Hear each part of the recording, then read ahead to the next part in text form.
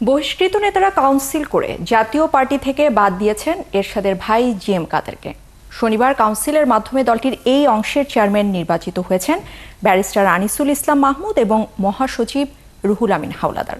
অনুষ্ঠানের প্রধান অতিথি জেপির চেয়ারম্যান আনোয়ার হোসেন মঞ্জু জানিয়েছেন, আগামী দিনের সংঘাত অনিবার্য, তাই যারা জিতবে শুধু তারাই টিকে থাকবে। আরও জানাচ্ছেন নূরনবী সরকার। সানবিট সব দিবে সামাল। সানবিট ম্যাজিক প্রেস ডিশওয়াশিং এর মাথা ঘোরানো সলিউশন।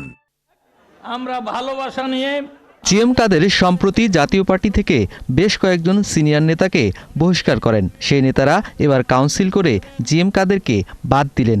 তাতে জাতীয় পার্টির এই অংশের নতুন চেয়ারম্যান হলেন ব্যারিস্টার আনিসুল ইসলাম মাহমুদ ও নতুন মহাসচিব রুহুল আমিন হাওলাদার। বাংলাদেশের মানুষের ভাগ্য পরিবর্তন করার অনুষ্ঠানে প্রধান অতিথি ছিলেন জাতীয় পার্টির আরেক অংশের নেতা আনোয়ার হোসেন মঞ্জু। তিনি বলেন, সরকার চলছে না ঠিক মতো, সংস্কার নিয়েও তোলেন প্রশ্ন।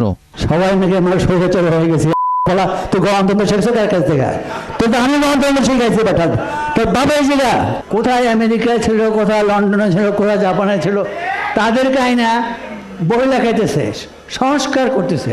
আরে বেটা বাস্তবায়ন করবে কে? তিনি জানান, সামনে সংঘাত অনিবার্য। আঙ্গুল ভেঙে দেবো, মাথা ভেঙে দেবো, কি যে কয় আমি বুঝি না পোলাপানেরা, তাই না? আমরা কত লোকের মাথা ভাঙছে, ও না। সংঘাত অনিবার্য, হবেই সংঘাত। এই সংঘাতে যারা পারবেন তারা টেকবেন, যারা পারবেন না তারা কেটে পড়েন। আমি কেটে পড়ার সময় আছে, নাহলে মারপিট করতে হবে। কাজে ফেরত পারবে, ও আর বন্দুক ছাড়া কোথায় কয় না, আর আমি তো বন্দুক ধরতেই পারি না। অনুষ্ঠানে জাতীয় পার্টির আরেক নেতা কাজী ফিরোজ রশিদ বক্তব্য দেন। তিনি জানান, দেশে যে পরিস্থিতি, তাতে তারেক রহমানকে প্রধানমন্ত্রী ঘোষণার আনুষ্ঠানিকতা শুধু বাকি আছে। আমি তো কোনো লেভেল প্লেইং ফিল্ড দেখি না। এখন যদি নির্বাচন হয়, আগের যে নির্বাচন হয়েছে সেই নির্বাচন দিনে ভোট রাতে যদি হয়ে থাকে, তাহলে এবার তো দিনে ভোট দিনই হবে, কিন্তু তার আগে কিন্তু বিজয় মিছিল হয়ে যাবে।